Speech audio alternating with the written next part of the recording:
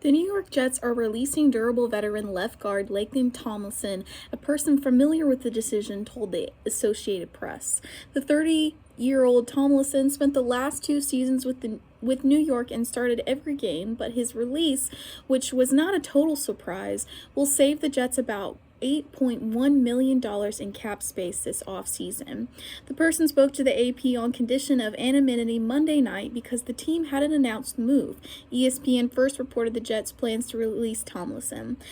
The move was a part of an off-season overhaul on the offensive line for the Jets, who using the 13 starting combinations while struggling with consistency and performance.